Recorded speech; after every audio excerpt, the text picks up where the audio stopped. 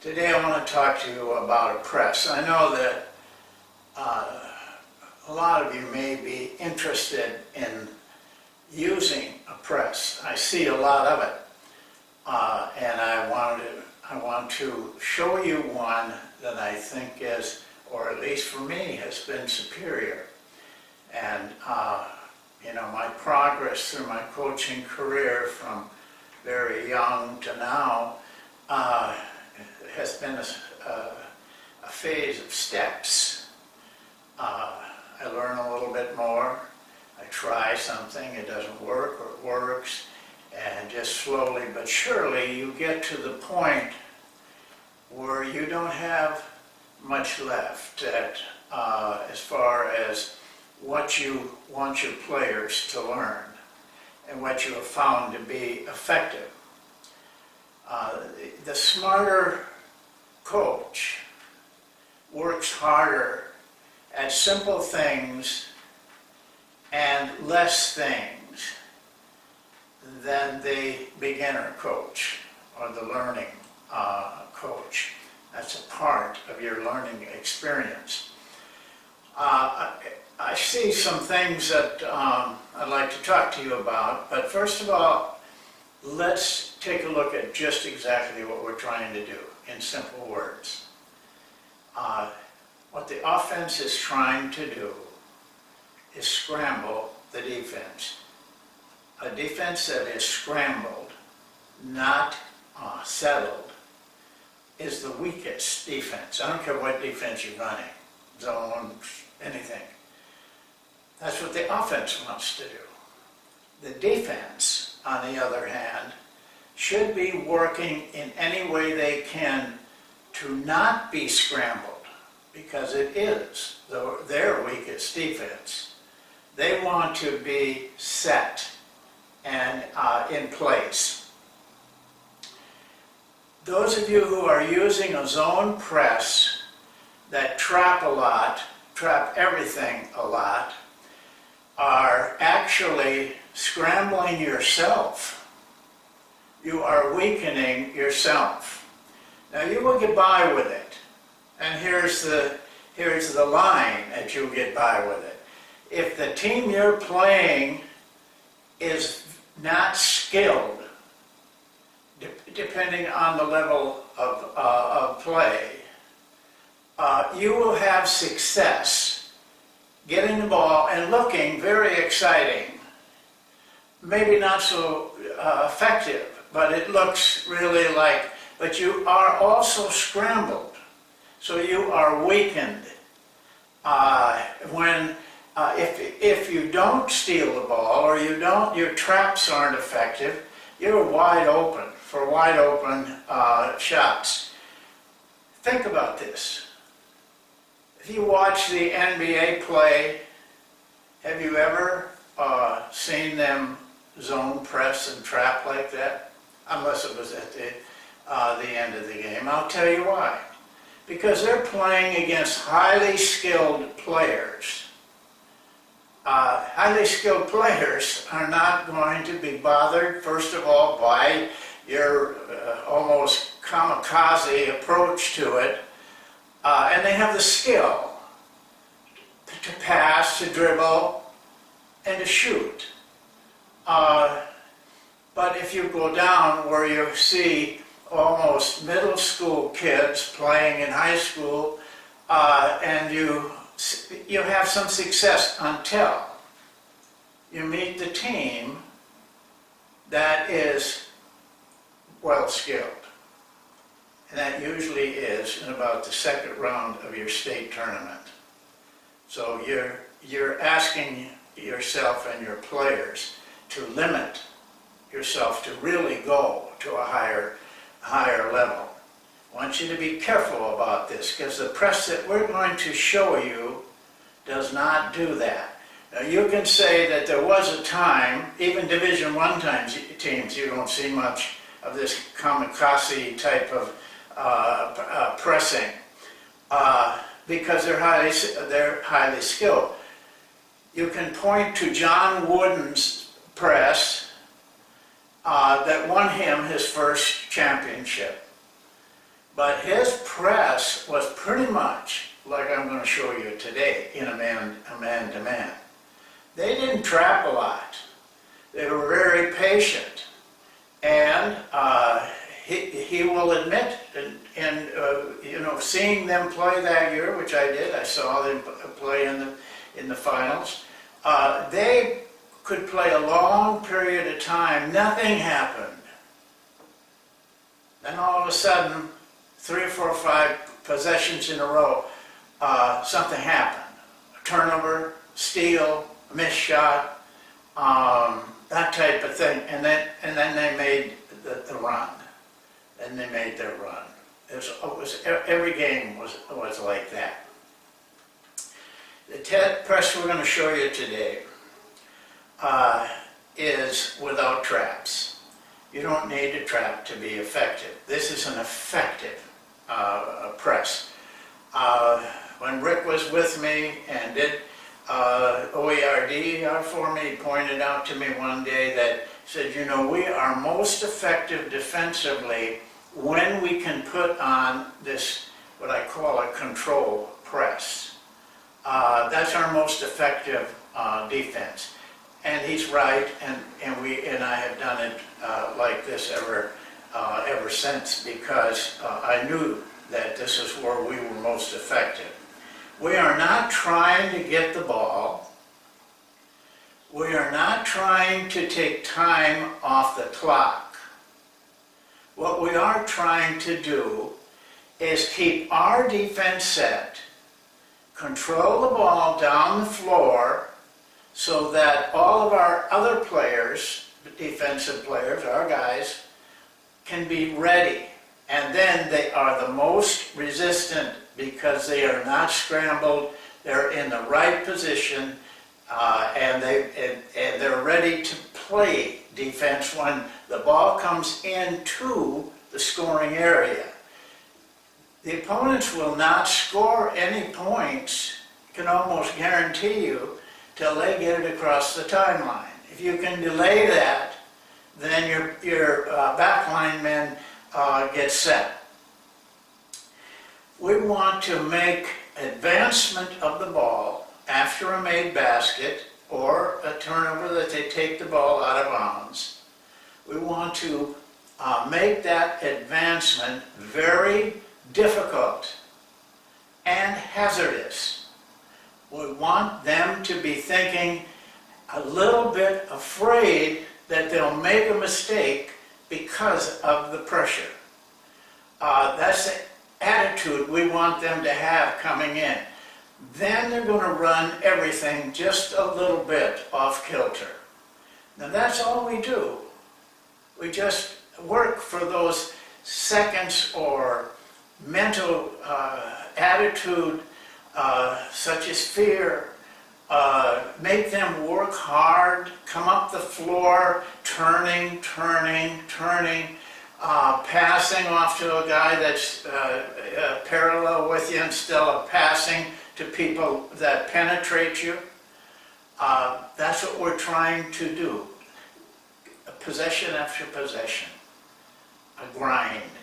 Just grinding them down to where they are not as effective offensively as they would normally do, and it will work for you. Well, this will be a 2-part video. I'm going to go on the yellow board here and show you the press, and then the next session I will show it to you on the practice floor with college players involved with it. So you need to see both. There's not enough knowledge gained on the yellow board. You have to see it in live practice situation that you can learn how important every little detail is. So now I want to go to the yellow board and we'll show you the press. Well, as usual on this board, you're going to have to just see my hand. You can't see me. But that, I'm not important in this. What's on this board is what's important. Now, I drew it up this way. they're taking the ball out of bounds, assume it's like a made basket, and then of course their people are going down the floor, except for the other guard, probably. Well, in that length of time, what we try to do as quickly as we can is this is what we kind of like our players, our two front players, if they got two front players, and of course they will because they got to get the ball in, will be. We don't want them up trying to keep this guy from getting the ball. Let him get the ball. In the back line, I want to show you some things that are very important. But I want to go back to this. This is very important. Now, if you have a team, just a little hint to you, if you have a team that takes the ball out quickly, tries to get at this man and push down the floor,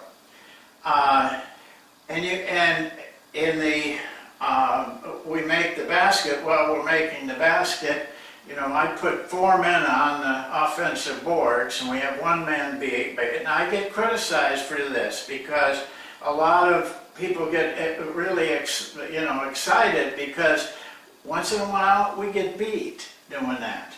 But when the end of the evening is over, our defense is effective, and that's really all I care about.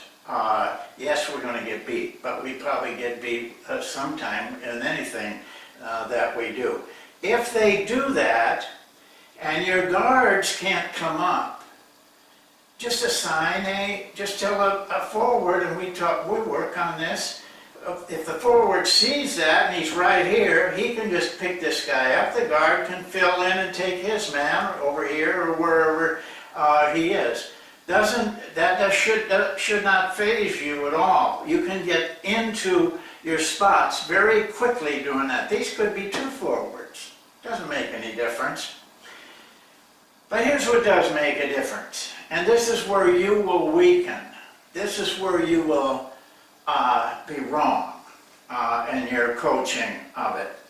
The ball comes in. I draw this. Hope you can see it. It's not important if you don't.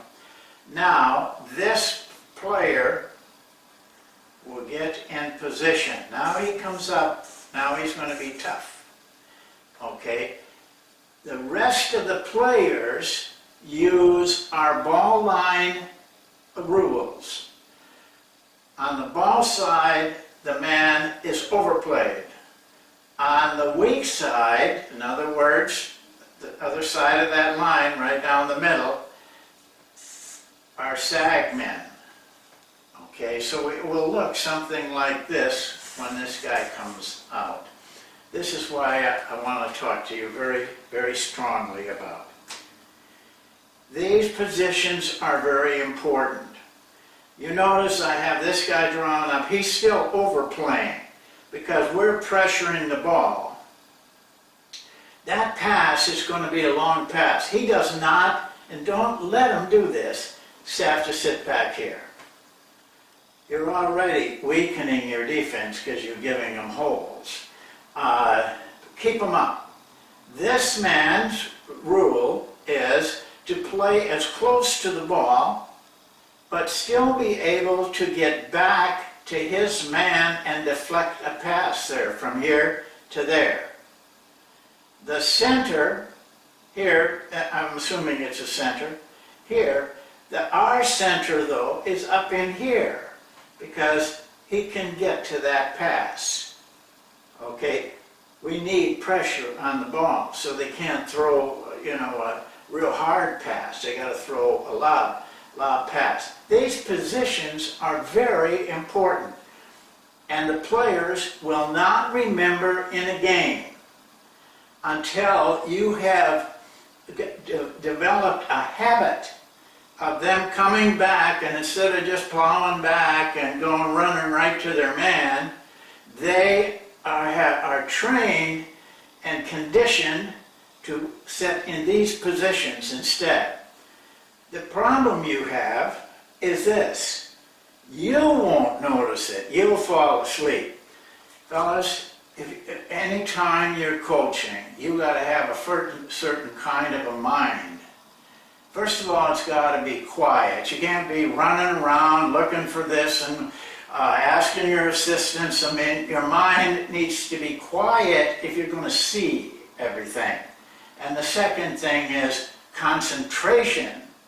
Not letting your mind distract you with all kinds of things. Oh, we're going to get beat, this will never work. All of those things, those two things. If you can get good at that, and you should get good at it, and if you stay in this business long enough, you will get good at it, or you won't be in the business. Your players are got different problems on their mind. This guy might have missed a layup, you know, and he's thinking, boy, getting embarrassed and all of that. Or this guy here might see his girlfriend up there on the bleachers with another guy. And so they're different, but they will respond to training if you work with them on their habits. Now, as the ball advances, and this is what we're trying to do, make this guy turn, then make him turn again, then make him turn again. Difficult, and all the time he's worried about, you know, making a mistake, or where's his man, and all these things are going through all of those offensive players. We control their mental attitude as they come down. So this guy is dribbling. I'm not drawing this very nice. We're giving ground. As they come up, we give ground. All we're doing is making a decision on, can this guy pass to my man directly if I stay here, or here, or here. We have to give ground as they come up. And eventually, we will be right on top of them, just like we will in the half court. That is our control defense. Do we trap? There are times when I do that. But I only do it with a team that maybe has been with me for some time, or at least most of the players. They get to be very savvy, and they know what they're supposed to do. Then we might start to say, give this guy the option, for example, of trapping the guy, or run and jump and run, or whatever that is called. But these players have to be up when they're there, just in case something happens. Maybe this guy deflects a pass. They're trying to pass. He deflects it. The ball's rolling over here. Well, if you're sitting back there, it's a foot race. You're probably going to lose. But if you're up where you're supposed to be, you pick that ball up and you're attacking right away. Or this guy might get by him. Now, we can't use this guy to come up, but this guy may be able to. Then this guy's got to see. Those are all the things you've got to learn in practice. Now here's what we're looking for at the end.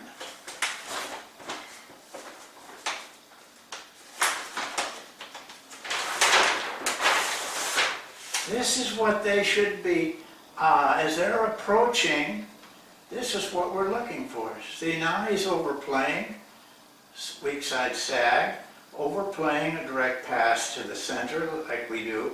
This guy is keeping him from going middle. We're in a set, very strong, resistant set. And now he isn't done fighting yet. He's got to come in here. This guy's going to probably get nervous and want to go up too quick. We've got to overplay him till we force him out where he wants to go. You don't know what's going on in their mind, but we know what's going on in our mind. And so we are ready as they come in and call their play or whatever they do. We're ready to defend them because we've got everybody in position. Instead of chasing some guy because you missed a trap up here and you're running behind him trying to knock the ball out, you got openings all over for guys to cut into and drive into. They can't do that against this press. Well, we're going to show you in practice what it looks like next time. I hope I'll keep this video up for a couple of days, and then I will put on the video where we're on the floor, and you can see, you will see how I present it. You will see, if you're alert, how I make corrections. You must be able to learn those corrections so you can make them. I think you could do a lot of different things in this press. For instance, this could be his own press like Wooden ran, but he had the type of half-court defense that fit with it. See, this is part of having a system. Everything fits, because John Wooden played man-to-man, but he switched everything. He called it a man-to-man with zone principles, and it was. He switched everything. Same way with Louisville when Denny Crum was there. He switched everything. So they never got, it was hard to get them out of that resistant stance because they just kept switching. But he could do that with his zone. I never felt I wanted to do it that way. I preferred to not, we don't switch, so we could end up in negative situations. Well, that's it for today. I look forward to seeing you at the end of this. This is just stopping for today, and we'll see the rest of it in a couple days. Thank you, and we'll see you next time.